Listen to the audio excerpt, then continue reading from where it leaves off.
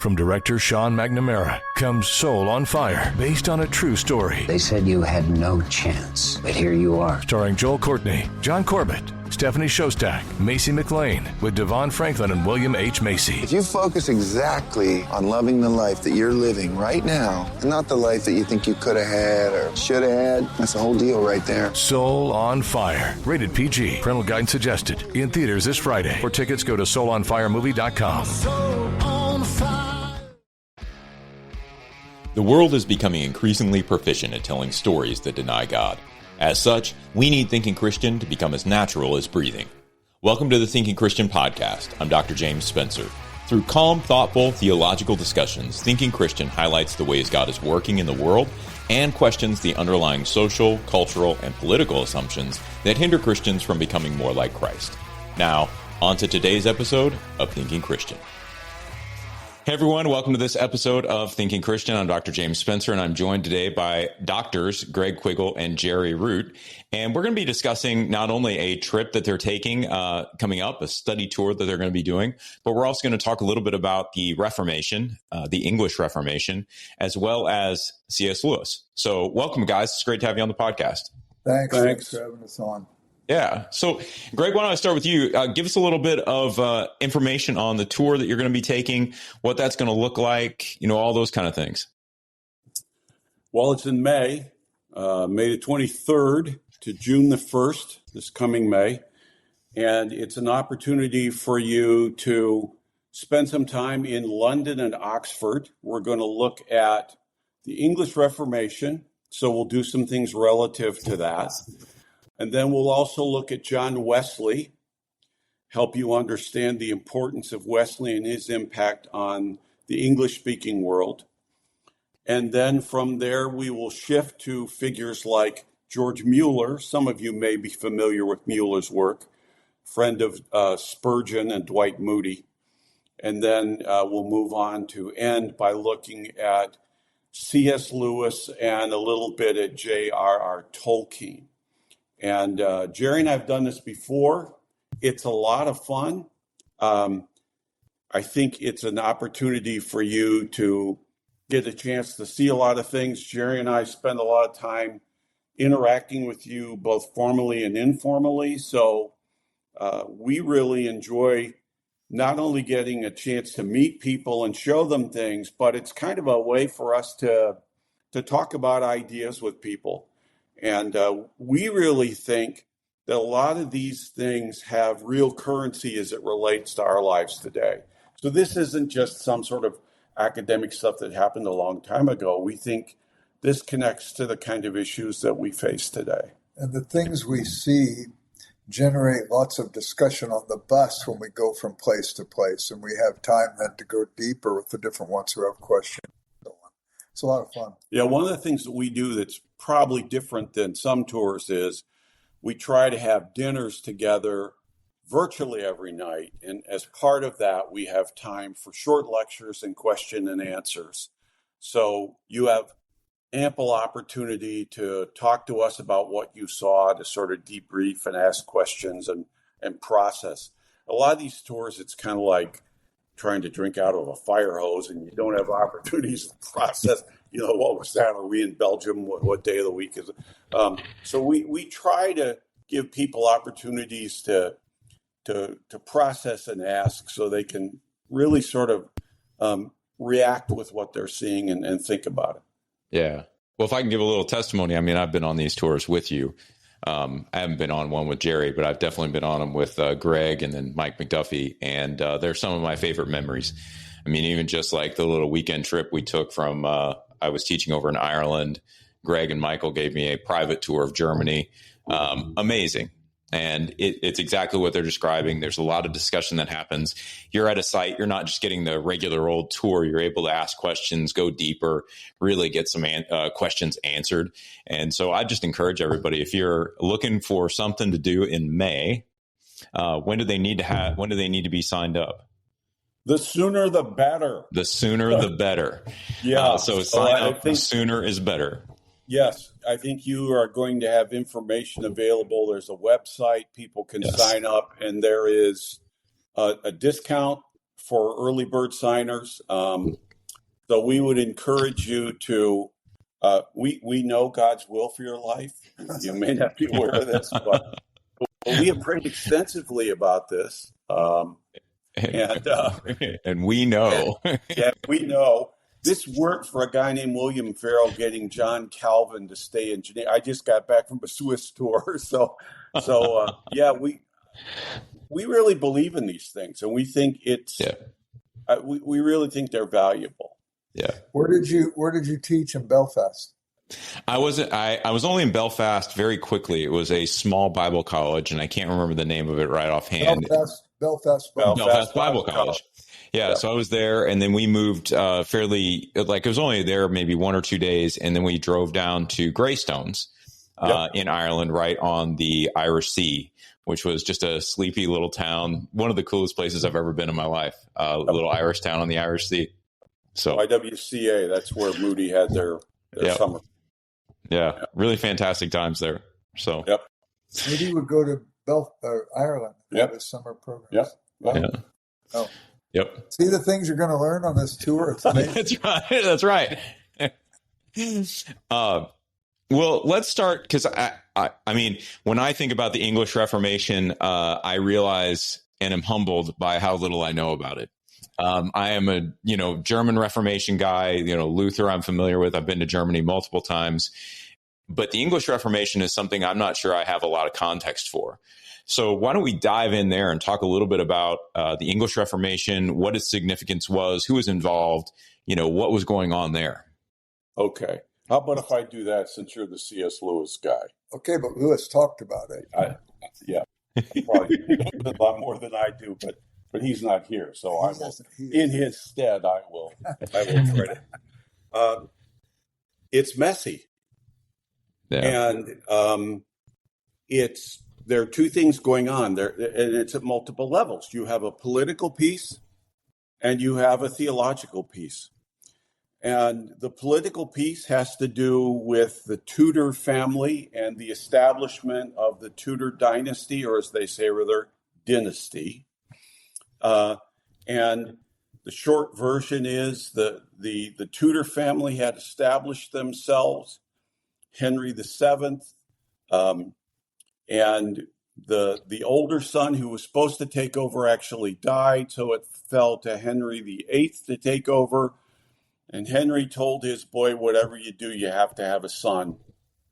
Don't have a son, the English people will never accept a female monarch. And so he marries his brother's widow. She's Spanish. It becomes clear that she is not going to bear more children. They've only had one surviving child, a girl. And so he decides he needs to divorce. Her name is Catherine of Aragon. He needs to divorce her. In addition to which, there's a young woman that's come over from the French court, and he is smitten with her, Anne Boleyn. And so this is a win-win. He gets a young wife, and he has this opportunity to get a boy, he believes. His problem is Catherine of Aragon has a nephew whose name is Charles V, who happens to be the Holy Roman Emperor. And in order to get a divorce, Henry VIII needs the Pope to approve it. Catherine puts pressure on her nephew. Her nephew, in turn, puts pressure on the Pope. I warned you this was confusing and messy. And so the divorce attempt is blocked. And the short version is that by the time the smoke clears, Henry has broken with the Church of Rome, and you end up with a church that is led by the monarch. So the monarch is the head of the Church of Rome. Henry himself is probably predominantly Roman Catholic. So you have kind of a non-papal Roman Catholic sort of thing. He has 6 wives before this is over. The first wife he divorced, Anne Boleyn, the second wife.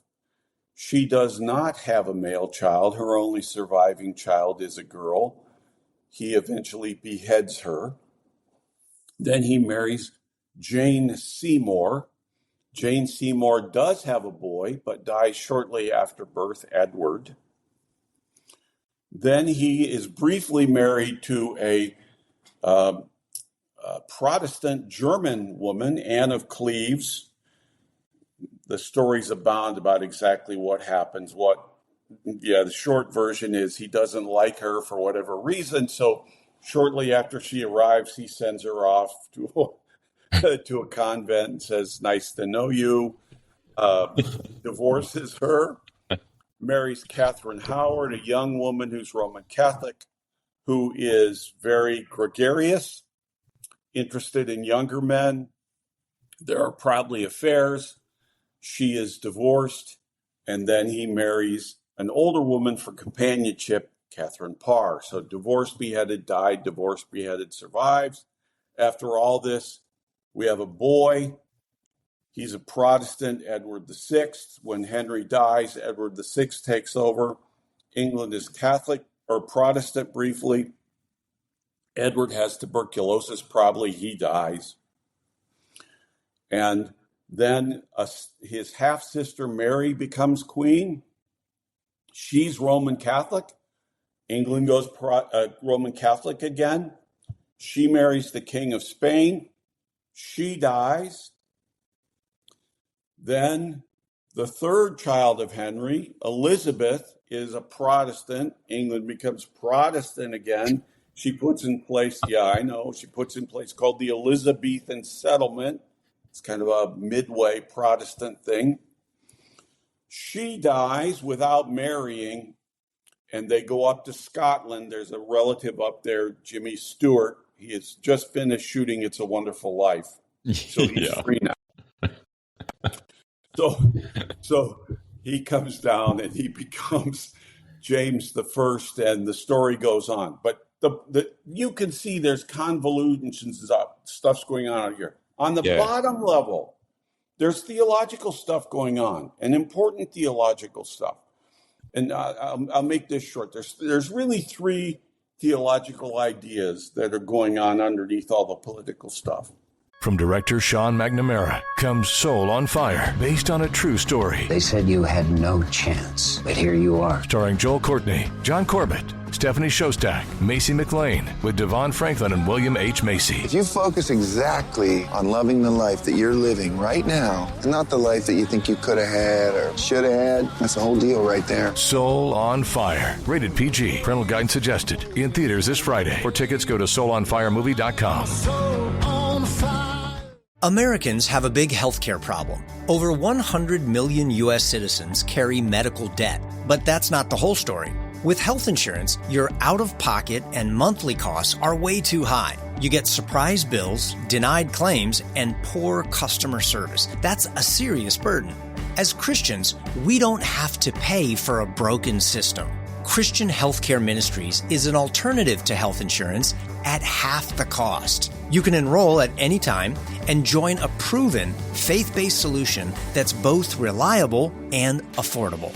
CHM isn't just help, it's financial and spiritual support when you need it most. Families across the country count on CHM to step in during their hardest moments, and it works. Stand up to health insurance with a low-cost, biblical solution. Join CHM today by visiting chministries.org/wellness. That's chministries.org/wellness. What is the church? Is the church the Pope, the hierarchy? Or is the church what's called the priesthood of all believers? Is it an organism or is it an organization? Okay. Second, how are you reconciled to God? Is it through the organization via the sacraments, or is it through justification by faith alone in Christ alone as he's found in the Bible alone? Third, and I think this is the one that matters the most, who or what has the right to define what we must believe and what we must do? Is it the Bible, or is it the Bible plus especially the Pope? And that becomes the main wedge. And those who are Protestants are going to argue Bible only, justification by faith alone, and the church is an organism, priesthood of all believers. So you got two pieces going on. You got this piece up here with the politics, but underneath you got this theological piece. And you're going to get a lot of things that are going to come out of this. This is why you have to go on tour with us. It takes us at least a week to explain all this to you. Spend most of the time on Henry's wives. Would C.S. Lewis like to clarify that for? No, I think he would see the same two things you saw, the political piece and the theological piece. But he said the way the theological piece has been depicted has not always been accurate. Yes. He wrote one book called, he's got 73 books. He wrote 56 in his lifetime. The rest he wrote after he died. No, actually, they were essays gathered up that had been published in journals and stuff and were brought under common cover after he died. There's 73 titles out there. But one of the books he wrote, sort of his magnum opus, was English Literature in the 16th Century, excluding drama. To write that book, he read every book that was written in English in the 16th century. He read every book translated into English in the original language it was written, German, French, Italian, Latin, and in translation. So his judgments would be fair-minded and objective. It took him 18 years to write it. He wrote boatloads of other books while he was writing it, but he's the only person I know who read thoroughly both sides of the Reformation. And he said the Catholics thought the Protestants were antinomian against the law. Yeah. The Protestants thought the Catholics were Pelagian, works-oriented. Yeah. Salvation. He said both sides were wrong. You could find a Pelagian among the Catholics and you could find an antinomian among the Protestants, but you had to bottom fish and find the worst example of the other side. Of either one. So consequently, you had these people trying to silence debate instead of getting a better understanding by engaging with the other person in a dialectically safe environment. Yeah. You know, and it was Erasmus he said, I basically believe what Luther believed, but I'm upset at Luther for splitting the church. And I think that the church, it would have been interesting to see what would have happened if they could have had legitimate engagement rather than vilifying the person who disagreed with them. Yeah. You get somebody like Mary, who became Queen of England, and she doesn't agree with these guys, so she cuts their heads off. Well, you get people to get on board if they think they're going to get their head cut off. But then Elizabeth did the same thing. She had people that after she became the head of the church and she was a woman, they didn't want a woman head of the church. She killed people. You don't hear about that because you hear about the side that won. Right. Right. Or the Catholic side. But you could get down to real theological differences if you wanted to, but you got to get past the tendency to want to project and dismiss and blame and hold to your own particular points of view. But both sides had some things right. Both sides could have benefited by engagement and dialogue. That's what I think. You got a church historian here, he might disagree. Well, here's what complicates this, and here's why that was virtually impossible. You're living in a world where the idea that there could be varieties of theological ideas in a single political unit was untenable. Because of their concept of Christendom. So, like I mentioned, I just came back from Switzerland. Why did Protestants put to death Anabaptists? Why did Catholics? So why is everybody killing everybody? The reason is because they're functioning in a concept, in a worldview, if I can use that word, where church and state are seen as distinct but not separate. So the idea that you can have a multiplicity of religious ideas within a single political sphere is simply that they can't conceive of that. So what they're doing, their model is the Old Testament. And so they go back and they say, well, what do you do with the false prophet? Well, you kill him. Yeah. And if you don't, what happens? Well, we pay. So why is Zwingli killing these guys who were his really his students. Where did they get their ideas? They got their ideas reading the New Testament in Greek with him. And they come to different conclusions on baptism. And he's standing out by the river saying, well, if they want to be baptized, tie a rope around them. We'll really baptize them. How is he doing that? He's doing that because the idea that there can be variations of theological ideas within a single political sphere is an idea that is a modern idea. That's a post-Enlightenment idea. Actually, no, it's a post-Reformation idea, because the Reformation talked about the priesthood of every believer. Yeah. So all of us could go to the text and read the text and then engage in dialogue. Yes. Benefit from that. Yes, except they were not capable of extending that into a model that allowed for that to function. You get it in the United States, for example. The myth in the U.S. is, well, the Pilgrims came for religious freedom. Well, they also hung Quakers.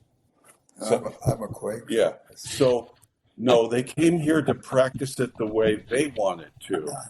Right. But they certainly were not willing to extend that to anybody else.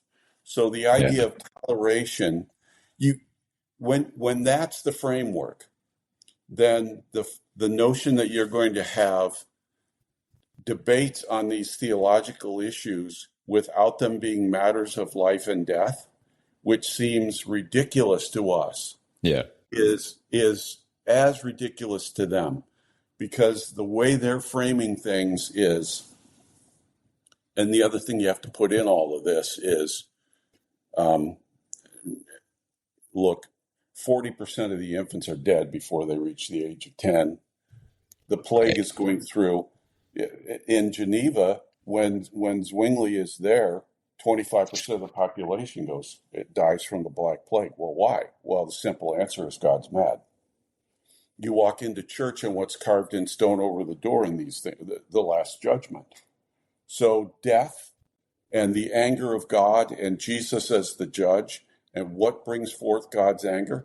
Well, they've read the big fat part of the Bible we don't read too much. You didn't tear down the high place. You're marrying, all this other stuff. So the notion of religious purity and only one correct way, and so those ideas that are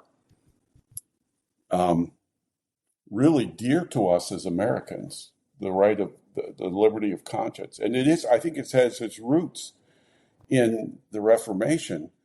But when Luther is standing there saying, my conscience is held captive to the word of God, a few years later, he's telling the princes, kill the peasants.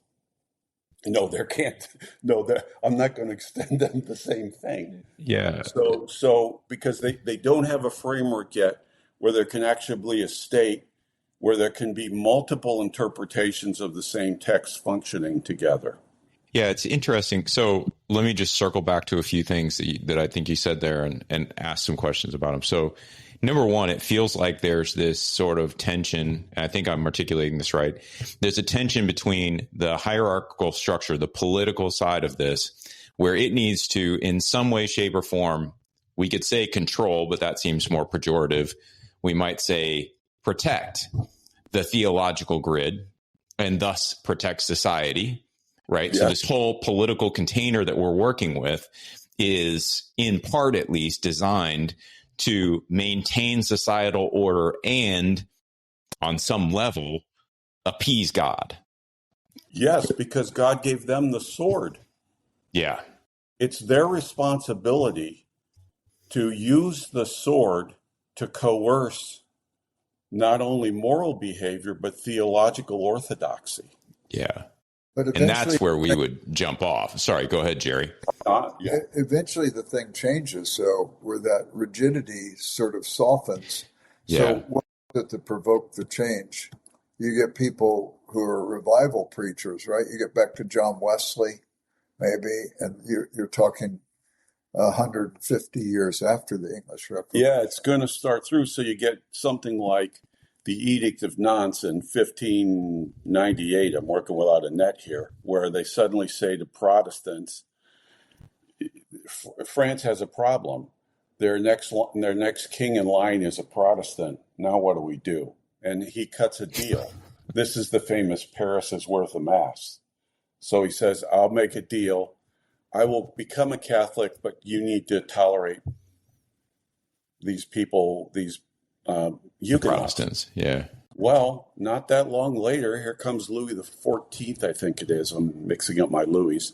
And he revokes it. And they start prosecuting them, or they start persecuting them again. So it really isn't until the full blossoming of the Enlightenment, and really America, that has this, and it's not even in our Constitution. It has to be in the amendments. The Second Amendment that says government shall make no law. That's a wild idea in the Western world. What role do you guys know? What role the French Revolution plays in this? Like I've read, I think it's a book called The History of Liberalism. If I'm getting the title right, it's Manet, and he talks about it in terms of as France goes into a more liberal society, liberal in the sense of governing, philosophy as opposed to right versus left. But as France goes into that liberal philosophy, the church's political power is essentially stripped. Yeah. It becomes more of a moral and spiritual entity within the society, and thus an opinion as opposed to a claimant of fact. And then that sort of history, and I know that's post-Reformation, but it feels like those are the sort of markers we could put down to say, look at it moving in this direction. Like there's a moving and a stretching, right, of saying, no, the state is just going to kind of take this over, and they're going to begin relegating the theological to the side because we're done fighting over all these theological issues. Go ahead, Jerry. Well, I would say most of the Enlightenment philosophers were not friends to anything that was going on in the church per se. Yeah. They may have been put off by some of the bad things that were done in the church, but the Enlightenment's driven by bad philosophy. And I think some of it starts with Descartes. Descartes was a Christian. He claimed to be at least a Christian. And there was a belief that everything beyond the moon was immutable. Everything from the moon to the earth was immutable. Then they saw the supernova in Cassiopeia, and they said, wow, something is mutable beyond the moon. So Descartes says, my word, I thought all these things, what I thought was wrong. So he begins to doubt everything he thought. So he's over-egging the pudding at that point. Yeah. And he said, how am I going to know about anything? What's my epistemology going to be? Prior to that, epistemology was verified by three things: authority, reason, and experience. And a lot of the reformers said authority, reason, experience, and scripture. Yeah. So anyway, but generally they would say authority included scripture, authority, reason, and experience. So here's Descartes who says, well, the things that produced for me didn't give me the truth, so therefore I'm doubting what I heard. Doubt is a rational activity. I think, therefore I know. So he begins with reason alone. And on the English side, you had the Enlightenment, the empiricist philosophers like John Locke, who was also a Christian, who said, that's wrong. It's experience. Reason writes, an experience writes on the blank tablet. The mind's like a blank tablet. C.S. Lewis said if the mind was a blank tablet before the experience, it would be a blank tablet after the experience. Yeah. It has to bring something to the experience in order to remember, to be able to compare, to see the superlative, big, bigger, biggest, to make sense of the experience. Yeah. So Locke, not only was Locke messed up in that regard, Mortimer Adler, the philosopher, said that these guys, these Enlightenment philosophers and empirical philosophers, were ignorant men. I had this conversation with him once, and I said, what do you mean ignorant? These were brilliant men. He said, I didn't say they weren't bright, but they were not read well. They didn't read anything more than 2 generations back. If they had have read the Theaetetus by Plato, Locke would have never made the mistake he made. But so they're operating basically from a foundation that's vacuous. Yeah, yeah. And so they made these mistakes, and I think the history of philosophy has been, in tatters ever since. But I do think that there have been some in the church who have been able to bring something more foundational, and it's objective. Like C.S. Lewis says, if if there is nothing objective, you can't make a judgment. All judgments are by standard. What's the standard? Yeah. So it's either self-referential or else it's a party that gains control and ascendancy and then marginalizes those of difference. You want an objective standard that overarches, as Lewis says, rulers and ruled alike. And that sort of feels like, that threefold authority, was authority, logic, and reason. Is that what you said? Authority, reason, and experience. Authority, reason, and experience. Thank you. It does feel like that authority piece is a big part of what's being negotiated as part of the Reformations. Yeah. And what's going to happen, James? You asked what happened. Well, what happened is the 30 Years' War, where Europe is decimated, and it's supposedly a religious war. And the other side is almost all the state churches lined up on the side of the monarchies. Yeah. Yeah, it wasn't, when we think about those wars of religion, we're thinking about them we're almost thinking about them anachronistically. It's, as if the church had an army somewhere, but it really wasn't that. It was this sort of weird merger or foreign merger for us of, political power and theological rationale. Well, but the difference is in the United States, you get the sacred cause of liberty. Yeah. Where you get a theological argument to overthrow the king. Right. You're not getting a theological argument to overthrow the king on the continent or in the British Isles. And so Christianity is processed as pro-democracy, those sorts of things in the United States in ways that it isn't. And I think Europe is still reeling under that. The church is seen as repressive, anti, et cetera, and institutional and blah, blah, blah, blah, blah, blah, blah, blah. So, now there are lights. Wesley is one of the guys that is, although he certainly hates the American Revolution, he is enough of a social activist and is engaged in the kinds of things that wins the respect of people because of his work among the poor. That changes the way that the Christianity is processed in the British Isles. People don't realize what a towering academic Wesley was, too. I've held in my hand a grammar that he wrote that included an English grammar, a German grammar, a French grammar, a Greek grammar, a Latin grammar, and a Hebrew grammar. Yeah. He wrote them all. He was so conversant. He taught at Oxford University for 26 years. Wow. People don't realize that. He was a towering academic. Yep. Well, let me pivot a little bit to the intellectual thought, and let's sort of shift to Lewis a little bit, because I'm interested to understand how Lewis fits into the whole English Reformation thing. Like, part of what he seems to be doing is trying to course correct from within a fairly tumultuous situation, and he's so genius at it that it's like he's critiquing everyone who's trying to do something else. But what is Lewis's primary goal? What's animating Lewis in his writing?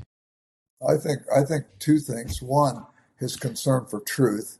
Yeah. And number two, his concern to evangelize. Okay. So, in other words, to win people to the truth. But he's not trying to win them to any little nuance of the truth. He's trying to win them to mere Christianity. Yeah. A Christianity that is centered in Christ. He doesn't care what church a person goes to. I mean, he made a choice. He's a high church Anglican. That was his decision.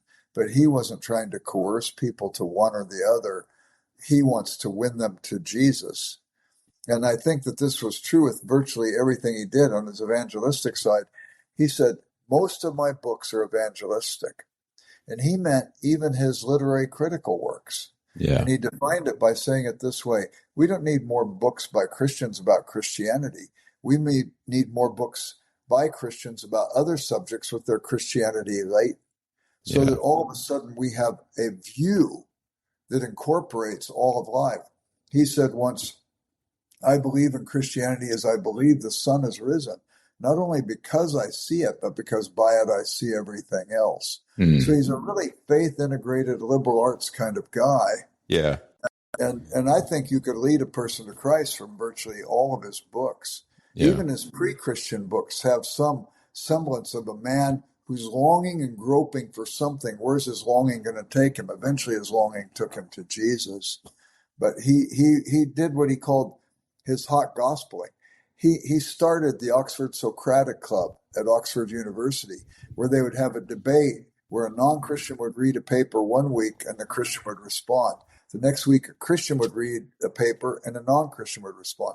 They'd have dialogue. It seems something impossible by today's standards. We don't believe in dialogue. We just believe in assassinating people we disagree with. Yeah. Lewis really wanted discussion. And so he had the Socratic Club, but with the goal that hopefully he could win over the non-Christians to see the sense of the Christian life. And then he also would go and work with the the RAF, Royal Air Force chaplains, to help them be effective in sharing the gospel with these men who were dying in droves during the battle for Britain. And so he would work with Army chaplains. He also would preach at churches. He didn't consider himself a preacher per se, but if people asked him to do that, he would go. He also wrote books in Christian apologetics. He also did work with the BBC on the radio. All of it was evangelistic. If this is the truth, then it's worth speaking about, and so on. And so Lewis was faithful to it, and he didn't get off onto the side issues. He stuck with pointing people to Jesus. From director Sean McNamara comes Soul on Fire, based on a true story. They said you had no chance, but here you are. Starring Joel Courtney, John Corbett, Stephanie Shostak, Macy McLean, with Devon Franklin and William H. Macy. If you focus exactly on loving the life that you're living right now, and not the life that you think you could have had or should have had, that's the whole deal right there. Soul on Fire. Rated PG. Parental guidance suggested. In theaters this Friday. For tickets, go to soulonfiremovie.com. Soul on fire. Americans have a big healthcare problem. Over 100 million U.S. citizens carry medical debt. But that's not the whole story. With health insurance, your out-of-pocket and monthly costs are way too high. You get surprise bills, denied claims, and poor customer service. That's a serious burden. As Christians, we don't have to pay for a broken system. Christian Healthcare Ministries is an alternative to health insurance at half the cost. You can enroll at any time and join a proven, faith-based solution that's both reliable and affordable. CHM isn't just help, it's financial and spiritual support when you need it most. Families across the country count on CHM to step in during their hardest moments. And it works. Stand up to health insurance with a low-cost, biblical solution. Join CHM today by visiting chministries.org/wellness. That's chministries.org/wellness. I feel it's a little odd. I came to Lewis through Harry Blomeyers. Yeah, I've met Harry Blomeyers. Is that right? Yeah. You probably read The Christian Mind. I read The Christian Mind. I was teaching a class, and it was the required text they asked me to use. And so I was like, well, I'm not. Tell them who Harry Blomeyers is for your listeners. So a student of C.S. Lewis, as I understand it. And so I just hadn't really gotten into Lewis. I mean, obviously I knew who he was, but Harry Blomeyers' book, I think, is reflective of a lot of the things you're talking about with Lewis. Because what Blomeyers is really arguing is that you've lost a truly Christian viewpoint in society at all.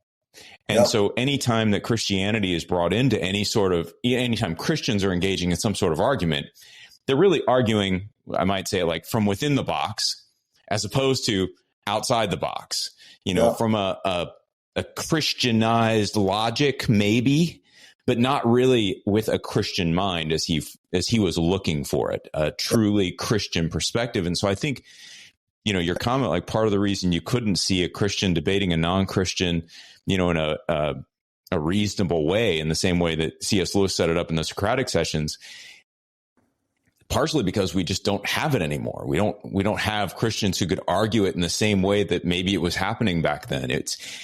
And so anyway, coming at Lewis from Blomeyer's, I think I've always had a little bit different angle on Lewis just because I'm sort of tainted by Blomeyer's. I'm reading him through that screen. I don't know what you think about that. Yeah. Not a bad screen to read through, but Myers was a good man, and his idea on the Christian mind, he talks about its sacramental cast, its view of authority, its view of truth, and so on. And I think he's right, but he's actually the Christian mind. It's a faith integrated liberal arts Christian mind. Yeah. And he can take it to virtually any subject. That doesn't mean he understands every subject, but it means that he wants to look at things through that grid because he's able to establish a true grid. If I come to a truth, that truth I could speak with confidence, but I have to speak of it in an open hand because I haven't explored the depth of that truth nor seen all of its applications. It might have application to questions I haven't even asked yet. So therefore, every truth I know can go deeper and it can be applied. So hold it with confidence as a sure word, but hold it with humility because it's not a last word. That's very Blomeyer's-esque. Yeah. Yeah, I really loved his book. I mean, I thought it was fantastic and resonated with it so much. And then when I came back and started reading Lewis, I was like, well, it's obvious where he's getting it from. You can kind of see in Lewis all of these different ideas that were there, but he's writing at a different time, Lewis is. When Lewis's brother, W.H. Lewis, published the first publication of Lewis's letters, which is called Letters of C.S. Lewis, he has an introduction to that book, and there's a 2-page appreciation of Lewis written by Harry Blomeyer's. And you can get some of the ideas in Blomeyer's own words of why he was such an appreciator of C.S. Lewis. Yeah, I'll have to check that out.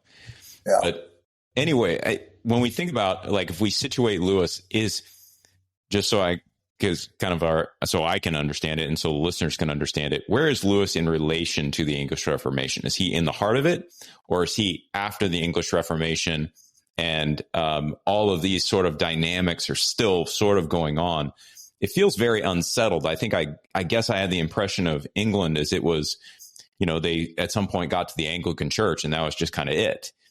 But from what I'm hearing now, it's kind of not quite that. Well, Lewis isn't fighting those battles. Yeah.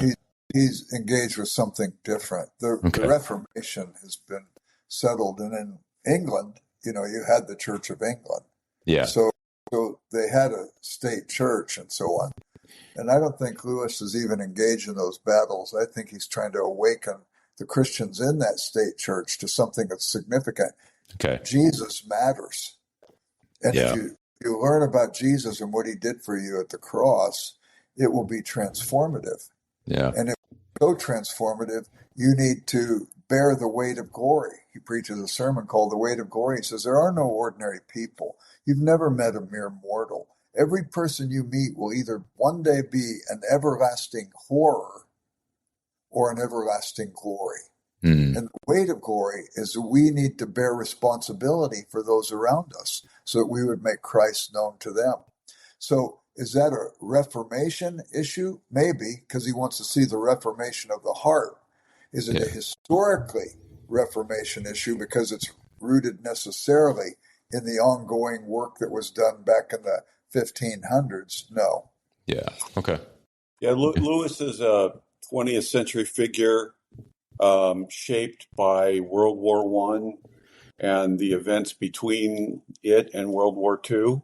He dies in 1963, is it? Yeah, he died the same day President Kennedy was assassinated. Okay. Yeah, okay. I don't think shaped by the wars per se.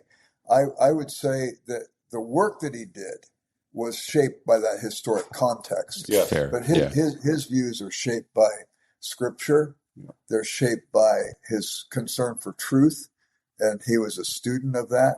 And he in a lecture he gave in the 1930s to his students in the English faculty at Oxford University, he says, "We fulfilled our whole duty to you if we can help you see some given tract of reality." In other words, when you come to a book, don't project on that book what you want it to be. Draw from the book what it is and adjust your life and thinking by that. Yeah. If you do that well, because God can be found anywhere.